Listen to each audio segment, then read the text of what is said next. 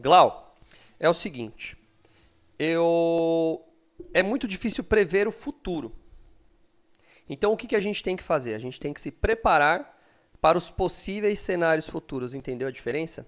Tá? Claro que você vai eleger o mais provável. Na minha visão, Glau, na minha visão, não é o que eu espero, é o que eu acho que vai acontecer diferente. Tá? O que eu acho que vai acontecer? Aqui no Brasil, nós teremos a presidência, uma reeleição. Tá? A gente tem uma reeleição. Eu não acredito nas pesquisas porque eu já fiz um estudo profundo de pesquisas e a única pesquisa que que chega mais perto de acertar é a pesquisa das últimas 24 horas antes da eleição. Qualquer pesquisa antes disso não vale nada, tá? Historicamente elas erram, porque o número de indecisos é grande, porque a fatia de pessoas que eles perguntam é pequena, então não dá para acreditar, sem contar ainda que tem muita gente que fala que tem um monte de trambique aí no meio. Eu não vou nem entrar nessa área, mas ela historicamente não funciona. A mais forte foi das últimas eleições que dava com 4 dias antes, Bolsonaro não perdendo em todos os cenários e aí, enfim. Então não dá para acreditar na pesquisa. O que eu vejo do dia a dia? Eu acho que ainda temos Bolsonaro como favorito aqui no Brasil, apesar das pesquisas, eu acho que ele vai ganhar. Isso eu acho. Não significa que eu duvido que haja uma eleição do Lula. É possível? Putz, pra caramba, cara. Esse cara é forte. Então, agora vamos montar um cenário para um dos dois, tá? Bolsonaro, se ele continuar, a gente vai seguir exatamente como a gente está. Só que ele vai pegar uma bomba em janeiro, tá? Por quê? Porque a gente tem o fim dos pacotes de benefícios que foram dados agora até o final do ano, que é o caso do ICMS, que é o caso da PEC lá, que é das bondades, né? Que é o ICMS e tal, o Auxílio Brasil a R$600, que vai cair para 400 e pouco. Então, tudo vai acabar em dezembro. Dizem que agora vão chamar de PEC Cinderela, porque passou da meia-noite, tudo volta... Nossa, o PEC Cinderela, sacanagem. Tudo volta ao normal. Então, assim, a gente corre um risco para isso. Só que o nosso ministro, o Paulo Guedes, ele é um cara que ele está surpreendendo. Ele é tipo aquele cara que, quando você vê filme de luta, ele apanha, e aí tá faltando 3 segundos para acabar a luta, ele dá uma voadora, um super sidekick no oponente e ele ganha a luta. Tipo o Jean-Claude Van Damme. Então, assim, nos 45 do segundo tempo, que é o que tá acontecendo agora, que é justamente o finzinho do ano e o finzinho do período de governo do Bolsonaro, o que acontece? Isso vai mostrou pra gente que agora, nos 45 segundos do tempo, a economia se retoma. Eu não sei se era para ser assim. A gente teve guerra, a gente teve a Covid, que atrapalhou aí o Brasil por 1 ano e meio, pelo menos, né? A economia brasileira. Então, o Paulo Guedes conseguiu dar a volta por cima. Bem ou mal, ele conseguiu. Tem gente que fala que é manobra eleitoreira. Eu acho que é mesmo. Eu acho que não é mentira. Ele dá essas bondades. Para ter sido aprovado no Congresso, é porque os caras querem se reeleger mesmo. Isso é ponto. Mas, agora vamos entrar nas benesses ou não, né? Foi bom ou foi mal? Olha, ele conseguiu fazer uma coisa que ninguém está fazendo, que é conseguir segurar a inflação e ainda aumentar a captação, ou seja, ter superávit primário aqui no Brasil. O que é o superávit primário? É o governo ganhar mais com o imposto do que gastar. Tá? Então, isso daqui, se ele conseguir ainda até o final do ano manter o caixa positivo e ainda segurar o tranco depois que houver o fim da PEC, a economia tende a subir bem. Tá? O problema é se essa PEC, a hora que virar a PEC Cinderela e virar meia-noite, acabar e os preços voltarem a subir, isso pode ser um mega tiro no pé para ele, se ele for reeleito. Se ele não for reeleito, ou seja, se Lula assumir a presidência, aí o Lula vai estar com puta de uma batata quente na mão. Tipo, batata quente, queimou. Queimou na mão do Lula. Tá? Por quê? Porque ele vai ter um outro ministro da Economia que vai pegar um...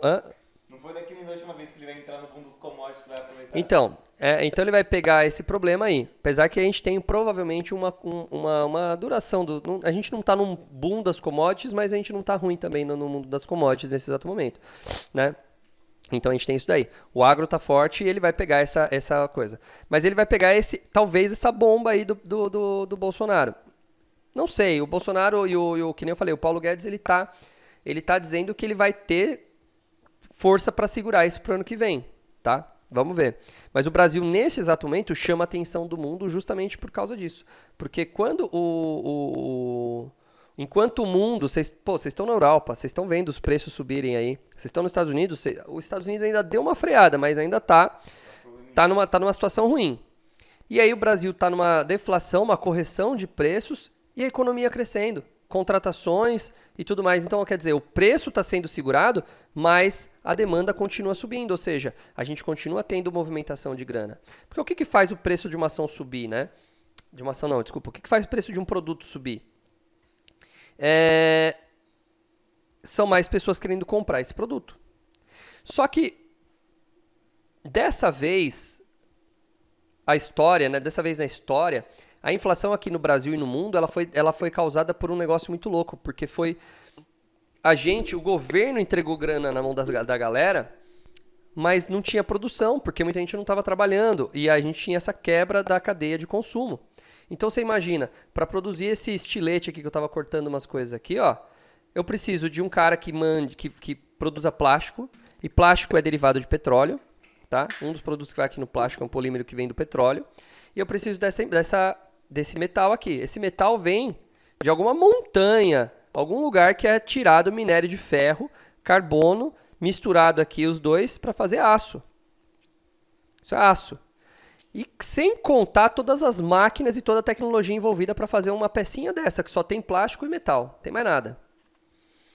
Agora, o que acontece se a empresa que puxa petróleo lá do mar, ela começa a entrar em crise? Ou os trabalhadores param de trabalhar por causa do Covid. Você não tem mais como fazer isso. Aí os poucos exemplares que estão na prateleira do supermercado para você comprar começam a custar mais caro. Isso é elevação de preço. As pessoas elas estavam recebendo auxílio no mundo inteiro, não é só no Brasil, e não tinha produto na prateleira. Então isso tudo fez que o mercado desandasse. E, cara, é uma engrenagem muito louca a economia. Gente, é uma engrenagem muito louca, porque é igual uma máquina, né? O carro ele pode rodar, para ele andar, para o carro rodar, ele precisa basicamente de motor, transmissão e roda. Beleza, ele anda. Só que se ele não tiver água no radiador, ele até anda, mas a água não vai esfriar o motor e o motor vai fundir lá na frente, o motor vai esquentar, o carro vai pifar. Então, uma simples água no radiador faz o carro todo entrar em colapso. E o mundo desandou. Então, para poder colocar tudo em ordem, tudo teria que voltar devagarzinho.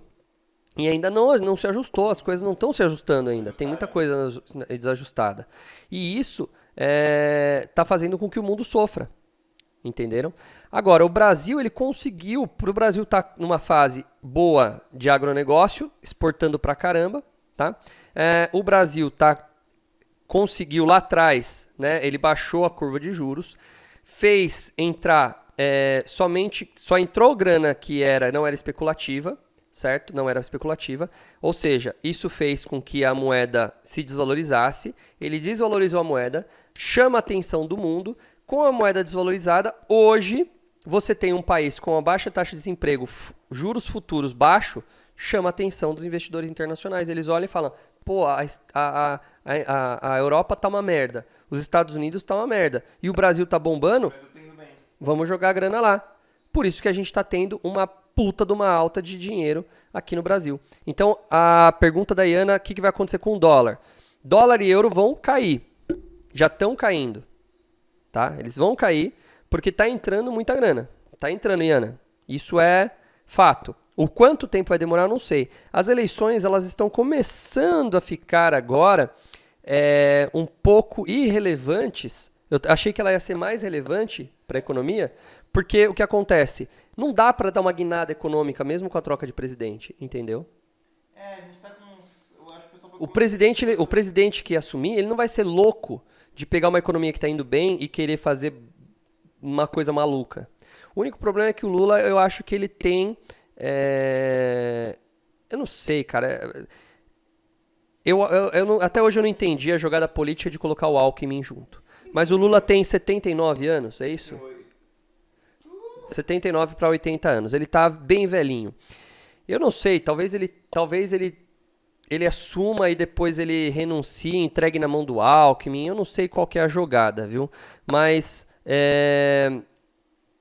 eu acho que ele não tem, assim, ele tem uma raiva, eu já falei isso aqui ao vivo, ele tem uma raiva, ele tem uma mágoa de tudo isso que ele passou, isso sujou a história dele. Ele é um cara muito, qual é a palavra? Vaidoso, ele é um cara muito vaidoso. Então, a vaidade dele foi impulsionada, né? E essa história dele foi estremecida aí com toda essa história. Então eu acho que ele volta com uma ideia um pouco revolucionária. Ele fala em moeda única, ele fala em regulação de imprensa, ele fala em junção com países aqui da América Latina de esquerda. Isso bota um medo na gente. Mas o cara tem 80 anos, né? Então ele mesmo, não sei se tem energia. O problema é quem ele vai colocar em todos os cenários aí pra gente poder comandar o Brasil. Esse é o meu maior medo com o Lula. Ele vai querer comandar a mão de ferro aí. E isso pode acontecer, pode levar a economia para uma pior. Mas, quando você vê um mercado, um XP, um Benchimol, o dono da XP, o Guilherme Benchimol, batendo papo com o Lula, pô, dá uma tranquilizada, pelo menos nisso. Ou o Lula engabelou muito o Benchimol, ou eles já estão falando, o Lula já está falando para esse cara assim, olha, fique tranquilo que o negócio vai...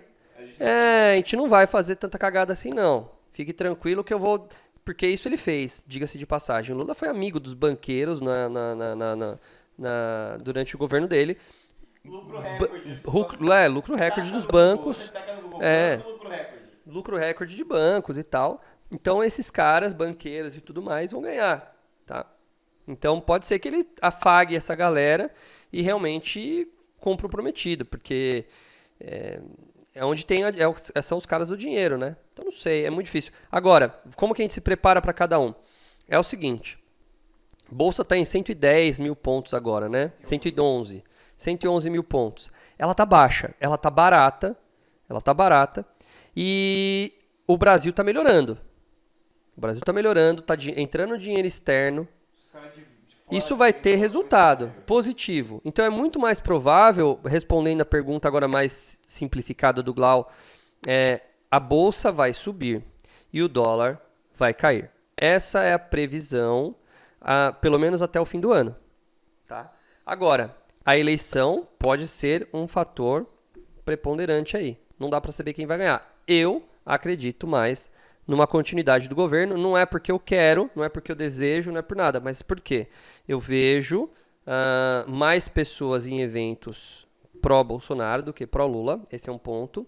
2, a economia, quando as pessoas estão empregadas, as pessoas estão ganhando dinheiro, as pessoas estão bem, elas tendem a votar no governo da situação. Então,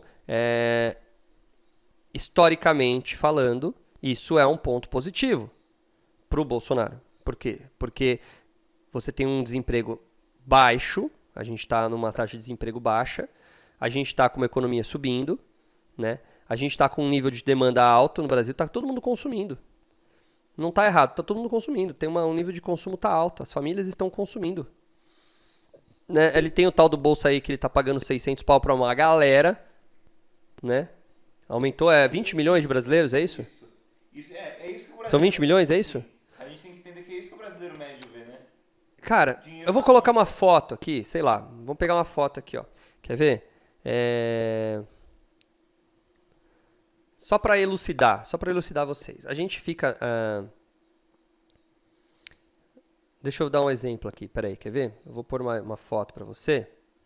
Ver se eu acho uma foto, só para uma foto qualquer, que visualmente talvez traga esse impacto aqui. Deixa eu ver se tem alguma coisa aqui. Ó, vamos dar um exemplo. Putz, esse aqui é um caso perfeito. Ó. Não sei se é Brasil, mas é uma boa imagem. Vocês estão vendo essa imagem aqui, essa maior aqui, ó? Tá? Vocês acham que tem pessoas nessa condição no Brasil? Sim ou não? Moram numa casinha simples e tal. Com certeza. Pro interiorzão tem. Tá. Você acha que essa pessoa tá preocupada com esquerda, direita, se um defende a porte de arma, o outro defende regulação da mídia? Ela quer comer, bicho. Então ela olha assim e fala, uai, se o governo tá bancando, tá dando R$600 pra mim, eu vou votar nele de novo. Entendeu? Se o governo não tá chegando aqui, eu não vou votar nele não, nem ouvi falar. Entendeu? Então, o que acontece? É por isso que a mídia controla muito. Porque o que entra, né, de informação nessa casa é o que vem pela Globo. Esse é o maior risco, né? Vamos dizer assim. Né? Porque a Globo é a trombeta do apocalipse, né? Sempre está acontecendo ruim. Você vai lá no noticiário, a economia despiorou, né? Então você tem algumas coisas assim, é muito claro. Isso aí para mim não é nem questão de... Ou é notícia, né? ou é notícia ruim ou notícia má. Ou é notícia ruim ou quando é notícia boa é mais, tá aqui, né? Pô, então, esse cara aqui que é o que vai decidir. E tem muito. Claro que eu exagerei na foto, mas tem muito brasileiro que não tá preocupado com isso. Não, eu exagerei no sentido assim, que você vê que é uma casa bem simplesinha e tal. Mas eu tô falando do brasileiro normal, aquele que tá no meio da galera mesmo. E, cara, é esse brasileiro que vai votar. É esse brasileiro que vai decidir as eleições. O cara que tá lá indo na marcha lá do Bolsonaro, ou o cara que tá indo no ver o Lula, ele não compõe. Só que ele mostra que pelo menos há uma diferença muito grande, né? Ele mostra que tem uma diferença entre um e outro. Pô, né? Pelo menos nos apoiadores ferrenhos, o Lula tá perdendo. Isso é muito óbvio. Mas quem vai decidir a eleição vai ser esse cara aqui. E como a gente tem 20 milhões, eu acho que é 20 milhões, confira pra mim depois, mas se tem 20 milhões de pessoas aí recebendo esse Bolsa Família, esse tal do Auxílio Brasil, bichão, é muito forte os indícios para o Bolsonaro. Entenderam? Então, vamos nos preparar para os dois cenários.